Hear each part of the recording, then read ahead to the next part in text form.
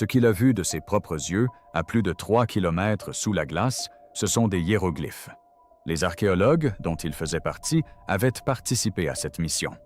Je savais des choses qui, selon moi, devaient en être révélées au grand public.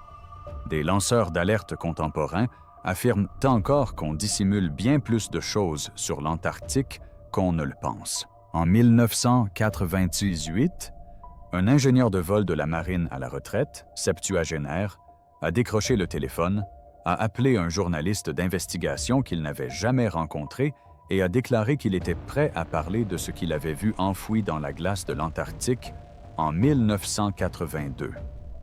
Il avait gardé le secret pendant près de 20 ans. Il avait signé les documents. Il avait obéi à tous les ordres. Mais il était mourant et ne pouvait rien emporter avec lui. La journaliste qui a répondu à cet appel était Linda Moulton Howe. Elle a appuyé sur enregistrer, et ce qu'il lui a raconté au cours des heures suivantes allait déclencher une enquête de 25 ans que plusieurs gouvernements ont tenté d'étouffer depuis. L'homme sur la crête. Avant de vous révéler le témoignage de ce mécanicien de bord, il est important de comprendre qui il a appelé. Linda Moulton Howe n'est pas une voix anonyme sur Internet. Journaliste d'investigation diplômée de Stanford et lauréate d'un Emmy Award, elle cumule plus de 40 ans de travail documenté, ayant interviewé des militaires, des scientifiques et des représentants du gouvernement. Ces enquêtes ont été diffusées par de grandes chaînes de télévision. Des chercheurs reconnus par leurs pairs ont cité ces travaux. Quand Linda signe un article, les hautes sphères du pouvoir y prêtent attention. Et quand cet homme mourant a eu besoin de quelqu'un pour transmettre son savoir, il l'a choisi. Pas un journal, pas un avocat. Elle. Voici ce qu'il lui a raconté. C'était en 1982. Il était mécanicien de bord au sein de l'escadron de développement Antarctic 6, VXE-6, en mission de ravitaillement entre la station McMurdo et un camp de recherche isolé situé au cœur de l'Antarctique. Au-dessus de la calotte glaciaire, une panne d'équipement a contraint l'équipage à se poser sur une crête exposée. Le vent, violent, secouait le fuselage au point de faire tanguer la structure de l'appareil. Des températures où la peau brûle en quelques secondes. Un endroit où l'on répare ce qui est cassé et où l'on s'en va, rapidement. Mais pendant que l'équipage s'affairait aux réparations, le mécanicien de bord, le regard tourné vers la crête, retint son souffle. Sur une colline lointaine, des formes étranges se détachèrent à l'horizon. Géométriques, symétriques, angulaires, trop réguliers, trop précis, trop délibérés pour être des formations de glace ou des affleurements rocheux. Il s'approcha. Assez près pour apercevoir ce qui ressemblait à la cime d'une structure massive, partiellement dévoilée là où des décennies de vent avaient érodé la glace. Elle était solide, construite artificiellement et faite d'un matériau manifestement non naturel. Avant qu'il ne puisse l'atteindre, la radio grésilla. « Retournez à McMurdo, immédiatement. » Aucune explication. À leur arrivée, des agents du renseignement les attendaient déjà au sol. L'équipage a été séparé. Ils ont été interrogés individuellement. Leurs carnets de vol ont été reclassés sur le champ. Ils ont signé des accords de confidentialité supplémentaires et ont reçu une instruction sans équivoque. Cela ne s'est jamais produit. Il a gardé ce secret pendant 16 ans. Puis il a appelé Linda. Elle n'a pas publié précipitamment. Elle l'a interviewé pendant des heures. Elle a vérifié son dossier militaire. Il a confirmé son affectation à un escadron. Il a recoupé son récit avec les opérations connues. Son témoignage comprenait des coordonnées précises, des dates exactes et les noms des autres membres d'équipage de ce vol. Tout concordait, absolument tout. Mais Linda savait qu'un seul témoin ne suffisait pas pour rendre l'affaire publique. Pas pour une affaire d'une telle importance. Alors elle a classé son témoignage, n'en a absolument parlé à personne et a attendu. Et voilà le problème. Elle pensait qu'elle allait attendre indéfiniment. Elle pensait que ce serait peut-être le seul appel qu'elle recevrait jamais. Elle avait tort, car pendant les 2 décennies suivantes, le téléphone n'a cessé de sonner. Un schéma récurrent. Ils sont venus la voir un par un. Des militaires, des scientifiques, des contractuels, des personnes sans aucun lien entre elles. Affectés à des bases différentes. Travaillant à des époques différentes, ils ne s'étaient jamais rencontrés et ne se rencontreraient jamais. Tous racontaient à Linda des fragments d'une même histoire impossible. La première nouvelle qui l'a vraiment bouleversée venait d'un géophysicien affilié à une grande université de recherche américaine. Il avait effectué des relevés radars à pénétration de glace sur une partie de l'intérieur de l'Antarctique. Un travail de routine, du matériel standard. Mais les résultats des analyses étaient tout à fait inhabituels. Il était assis en face de Linda, la mâchoire serrée et les mains à plat sur la table, comme s'il luttait pour ne pas trembler. Il lui a dit avoir détecté des cavités sous la glace. Pas de petites poches, d'immenses vides, géométriquement réguliers. Bien trop profonds et bien trop structurés pour être des réseaux de grottes naturelles. Lorsqu'il a signalé les données, son superviseur est devenu livide. Pas confus, pas sceptique. Blanc, comme un homme qui avait parfaitement compris ce qu'il voyait et qui aurait préféré ne pas le savoir. Les données furent classifiées en quelques heures. Toute son équipe fut réaffectée. Il n'a plus jamais revu ces données, pas une seule miette.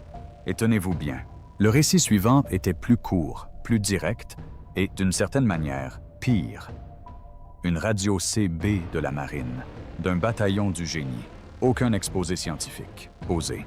Aucune mission de carottage de glace. Juste l'ordre de forer verticalement sur un site classifié à des kilomètres de toute station de recherche officielle. Au fond du puits, du métal, des structures. Des murs à l'aspect artificiel. Des surfaces trop lisses, trop parfaites, trop délibérées pour être géologiques. Il a dit à Linda qu'il avait contemplé ces murs pendant peut-être 90 secondes avant que l'idée ne le frappe de plein fouet. Quelqu'un a construit ça. Il n'a pas donné plus de détails. Il n'en avait pas besoin. Il y avait aussi la scientifique, la responsable d'Esperanza en Argentine. C'est elle que Linda a décrite comme visiblement effrayée, même des années après les faits. Son témoignage était précis et bouleversant. Des équipes de recherche avaient extrait des artefacts de carottes de glace datant de plus de 12 ans. Et à chaque fois, sans exception, des militaires arrivaient, confisquaient les échantillons et les faisaient disparaître.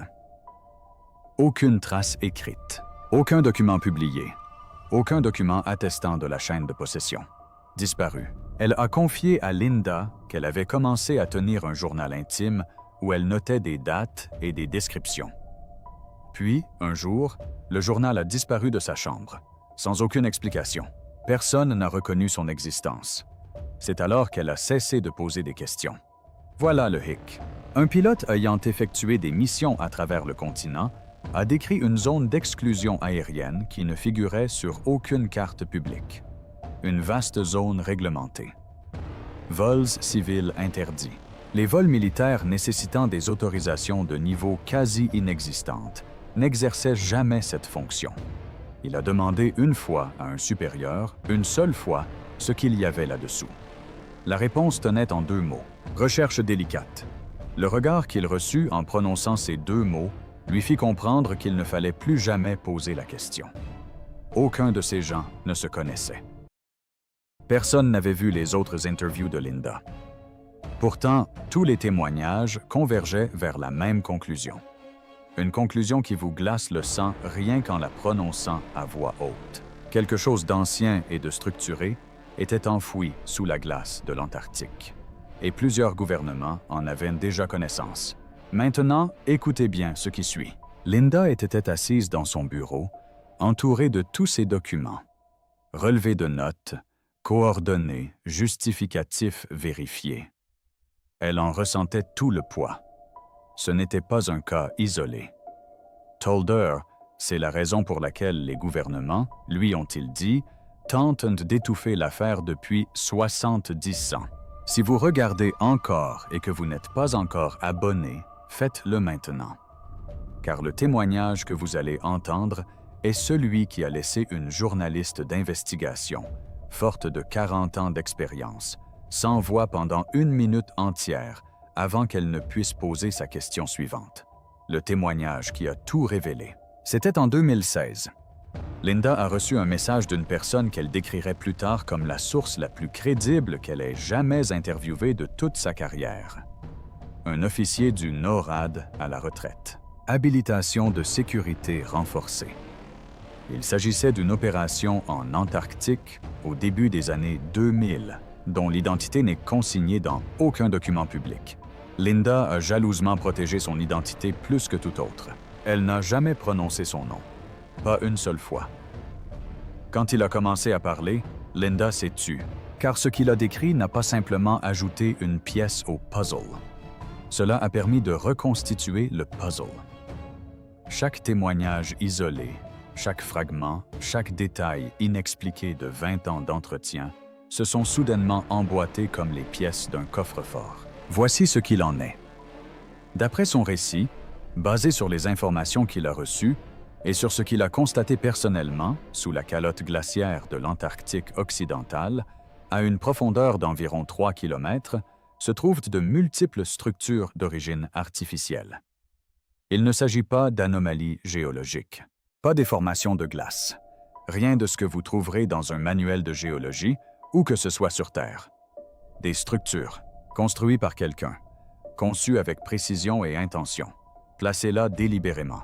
Et elles sont anciennes, bien plus anciennes que la glace qui les a recouvertes.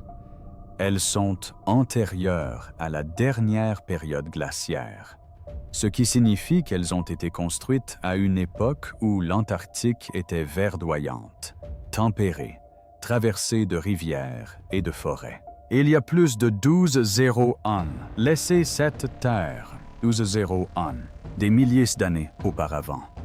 Sumer, avant la première dynastie égyptienne. Avant toutes les civilisations que nous avons qualifiées d'anciennes, ces structures avaient déjà été détectées dans les années 1940 lors de l'opération High Jump, la vaste expédition antarctique de 1946 à 1947 menée par l'amiral Richard Byrd. Il expliqua à Linda que ces structures étaient antérieures à toutes les autres. Officiellement, il s'agit d'un exercice d'entraînement. Mais le nombre de navires raconte une autre histoire. 13 navires, 33 avions, près de 50 hommes, déployés à l'autre bout du monde quelques mois seulement après la fin de la Seconde Guerre mondiale. Un porte-avions. Ce genre de matériel militaire ne sert pas à entraîner des gens au froid. Ce n'est pas de l'entraînement. C'est une opération à objectif classifié que personne n'a voulu divulguer publiquement. Des relevés sismiques ont révélé des anomalies profondes sous la glace, restées inexpliquées. L'expédition, initialement prévue pour durer de 6 à 8 mois, a été brutalement interrompue. Byrd lui-même revint profondément perturbé. Et ses déclarations publiques énigmatiques concernant les menaces venant du pôle Sud n'ont cessé, depuis, d'intriguer les historiens. Mais voici où cela devient inquiétant. Depuis lors, et pendant plus de 7 décennies, les États-Unis, la Russie et, plus récemment, la Chine ont mené des opérations secrètes de récupération en Antarctique.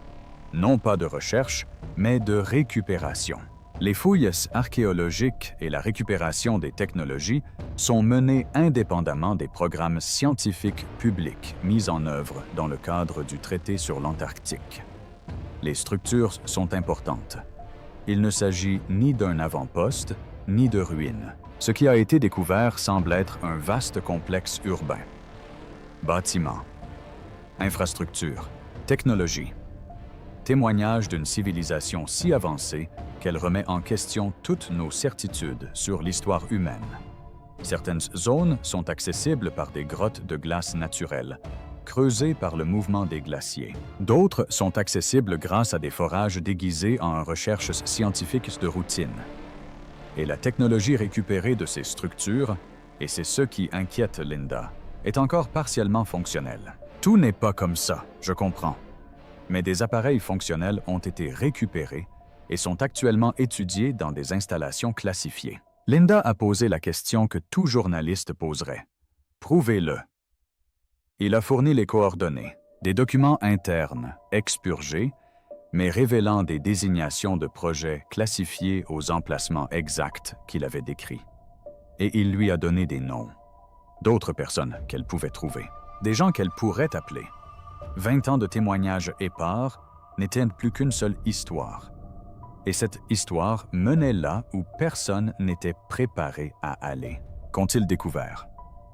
Un sous-traitant militaire ayant participé à une opération de forage classifiée en 2003 a accepté de parler à Linda, mais seulement parce qu'il était mourant d'un cancer. C'était le terminal. Il lui a dit qu'il ne pourrait pas emporter ce qu'il avait vu dans sa tombe. Il a décrit comment il avait été descendu dans un puits de glace forée pour accéder à ce que son briefing qualifiait d'anomalie géologique. La descente fut lente. La plateforme craqua sous son poids tandis qu'elle s'enfonçait peu à peu dans le puits. La lumière du jour au-dessus de lui se réduisit d'abord à la lueur d'une pièce de monnaie, puis à un point minuscule, puis disparut complètement. Les murs étaient de glace, blancs, veinés de bleu, sans aucun détail. Le froid était total et absolu. Les seuls bruits perceptibles étaient le bourdonnement du treuil et l'écho de sa propre respiration contre les parois du puits. Puis, plus d'1 kilomètre plus bas, quelque chose changea. La glace cessa de fondre. Pas progressivement. Ça s'est terminé. Les murs sont devenus lisses, presque métalliques. Une surface légèrement luisante qui captait la lumière de sa lampe frontale et la retenait. Une surface qui n'aurait jamais dû se trouver à 1 kilomètre sous la calotte glaciaire antarctique. La température était différente. L'acoustique avait changé. Les sons se propageaient différemment, comme si l'espace autour de lui avait changé de forme. Même l'air avait une qualité différente, plus dense, plus ancien.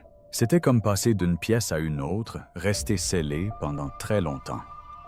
Il descendit de l'estrade et pénétra dans une cavité qui n'avait rien de naturel, d'indéniable. L'espace s'ouvrit autour de lui, énorme, de la taille d'une cathédrale, peut-être même plus grand. Il était impossible de distinguer où s'arrêtait l'obscurité.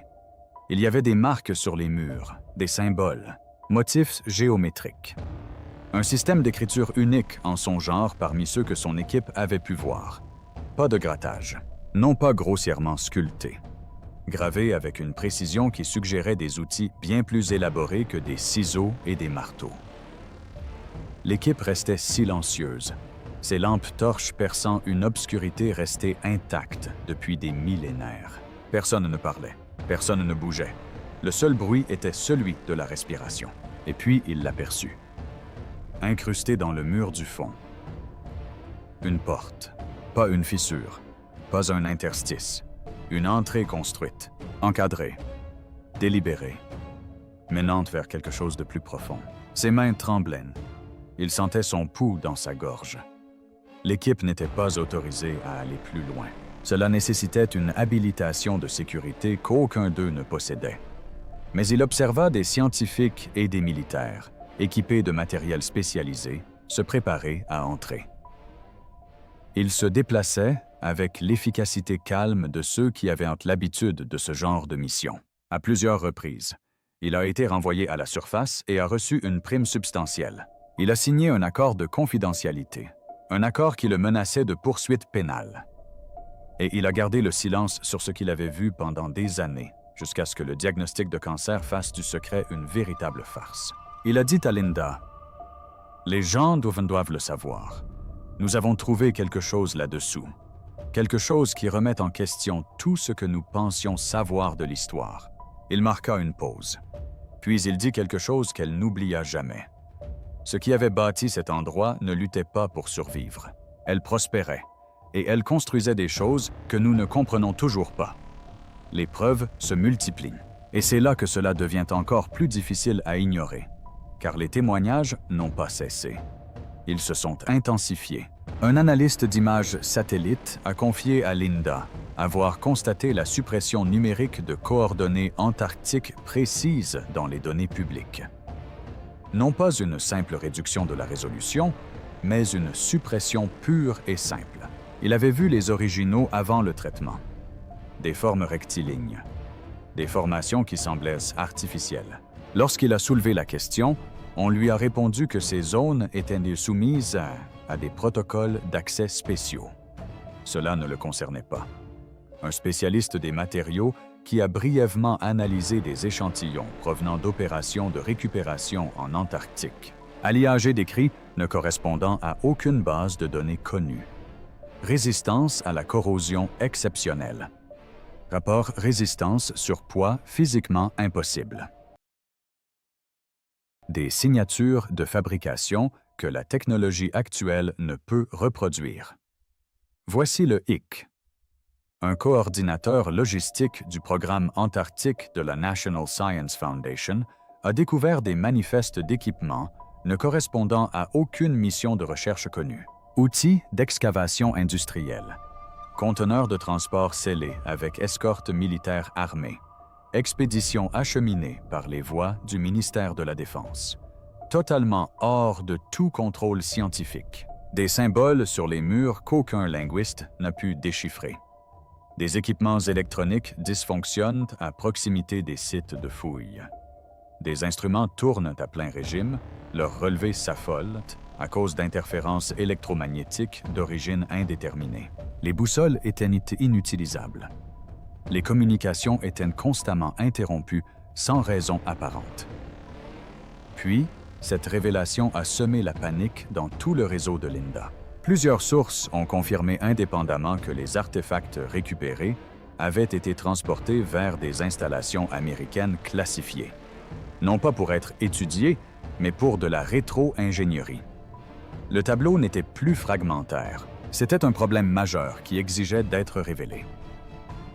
Le silence. En 2020, Linda disposait de plus de 15 témoignages crédibles. Coordonnées vérifiées. Noms confirmés. Un ensemble de preuves qui pointaient vers l'un des secrets les plus importants de l'histoire moderne. Puis, ces sources ont commencé à disparaître. L'ingénieur de vol de la marine, l'homme sur la crête, celui qui avait tout déclenché par un coup de fil en 1998, est décédé en 2019. Linda a reçu l'appel un mardi après-midi. Elle raccrocha, se dirigea vers son bureau, s'assit sur la chaise où elle l'avait interviewé des années auparavant et resta immobile un long moment. Plus tard, elle confia à un collègue qu'elle entendait encore sa voix sur les enregistrements, décrivant ses formes à l'horizon. Et désormais, cette voix était tout ce qui restait de lui. Puis, l'officier du NORAD, sa source la plus importante, l'homme dont le témoignage unique avait permis de relier 2 décennies de récits épars en un tableau saisissant. Disparu, 2022. D'autres étaient en temps net déclin. Lit d'hôpital, soins palliatifs, souvenirs qui s'estompent. Et Linda, octogénaire à présent, avait compris une chose avec une lucidité brutale. Elle était en train de devenir la dernière personne vivante à détenir la cohérence de tous ces témoignages, le dernier lien qui unissait les témoins au monde. Et si ce fil se rompait, 25 années d'enquête, les derniers actes de courage d'une douzaine d'hommes mourants qui ont choisi la vérité plutôt que le silence disparaîtraient. Comme si rien de tout cela n'avait jamais existé. Cette prise de conscience ne la motivait pas seulement, elle la terrifiait. Elle a déclaré à un journaliste en 2023, d'une voix assurée mais les yeux embués. « Si je ne raconte pas toute l'histoire, elle disparaîtra. Ces hommes me faisaient confiance. Je ne laisserai pas leur témoignage tomber dans l'oubli. » Fin 2023, elle a commencé à compiler le rapport complet sur l'Antarctique. Chaque témoignage, chaque coordonnée, chaque nom d'opération, chaque élément de preuve issu de 25 années d'enquête. Début 2024, elle a publié des éléments sur earthfiles.com. Des coordonnées précises, des documents déclassifiés de l'opération High Jump, dont certaines parties ont été expurgées, laissant entrevoir des objectifs bien au-delà des stations de recherche, et des transcriptions de témoignages anonymisés, suffisamment détaillés pour établir leur crédibilité. Des images satellites montrant des données artificielles et une occultation des zones exactes identifiées par ces sources. Elle a lancé un défi direct. D'autres nations possèdent des satellites. Des chercheurs indépendants possèdent un radar capable de pénétrer la glace. Des scientifiques travaillent quotidiennement sur ce continent. Si ces témoignages sont véridiques, les preuves sont là. Elle a indiqué au monde entier où chercher. Or, prêtez attention à la suite, car c'est le détail le plus révélateur de toute cette histoire. La réaction de chaque gouvernement impliqué a été identique. Silence total. Absolu. Aucun démenti. Aucune correction. Aucune poursuite. Aucune accusation. Aucune déclaration officielle d'aucune sorte. Rien. Un silence si total qu'il ne peut être que délibéré. Une journaliste primée aux Emmy Awards accuse publiquement plusieurs gouvernements du monde d'avoir orchestré une dissimulation pendant 70 ans concernant des structures anciennes et des technologies récupérées sous la glace de l'Antarctique. Et pas un seul gouvernement ne dit mot. Pas un seul démenti. Pas un seul communiqué de presse dénonçant ces allégations mensongères. Pas un seul responsable n'a dénoncé publiquement le mensonge de cette femme. Rien. Un silence de mort. Linda affirme que ce silence est la confirmation la plus éloquente qu'elle aurait pu recevoir. Si elle mentait, une seule conférence de presse suffirait à la discréditer. Mais répondre à son enquête oblige tous les gouvernements à faire un choix qu'ils redoutent. Confirmer ces révélations ou expliquer pourquoi des dizaines de militaires et de scientifiques crédibles inventent indépendamment la même histoire. Ils n'ont donc rien dit. Des chercheurs indépendants ont commencé à examiner ces coordonnées. Des scientifiques ont soumis des demandes de données radar historiques pour les zones qu'elle avait identifiées. La plupart des demandes furent refusées, car les données géologiques provenant d'un continent censé être dédié à la recherche scientifique pacifique étaient classées comme relevant de la sécurité nationale. Un ancien employé d'une station antarctique prit la parole publiquement. Son témoignage était simple et accablant. Il y a des zones interdites, des questions taboues et des opérations militaires classifiées, sans aucun lien avec la science, qui se déroulent en parallèle des programmes de recherche publique. Linda réalise actuellement un documentaire exhaustif, présentant l'intégralité des témoignages. Elle a déposé des copies de son enquête complète, incluant les noms des sources ayant autorisé leur identification à titre posthume, avec plusieurs institutions. Assurance. Ainsi, l'information est préservée quoi qu'il arrive. Elle l'a dit simplement. Je ne demande à personne de me croire. Je leur demande simplement de consulter les témoignages. De vraies personnes, de vraies qualifications, de vraies expériences. Et si ne serait-ce que la moitié de ce qu'ils m'ont dit est exact, nous vivons dans un monde bien différent de celui qu'on nous a enseigné. Ces témoins ont pour la plupart disparu. Mais leurs paroles sont préservées, leurs témoignages sont consignés. Et Linda Moulton Howe, à 81 ans, a tenu sa promesse envers chacun d'eux. Ils ont tenté de la faire taire. Ils ont échoué. Et maintenant, chaque mot prononcé par ces témoins est rendu public et ne peut plus être effacé. Voici donc la question qui me hante, et je ne pense pas que vous le puissiez non plus. Si plusieurs gouvernements ont connaissance de structures sous l'Antarctique depuis plus de 70 ans, s'ils ont récupéré des technologies d'une civilisation antérieure à tout ce que l'on trouve dans nos livres d'histoire, s'ils ont mis en place tout un système de secrets, tout en nous faisant croire que ce continent n'est qu'un amas de glace et de manchots, alors que nous ont-ils caché d'autres? Et que se passera-t-il lorsqu'ils ne pourront plus le dissimuler? Si cette histoire vous a autant marqué que moi, abonnez-vous sans plus attendre. Partagez-la avec ceux qui en ont besoin, car la vérité ne reste pas enfouie éternellement. Pas même sous plus de 3 kilomètres de glace antarctique.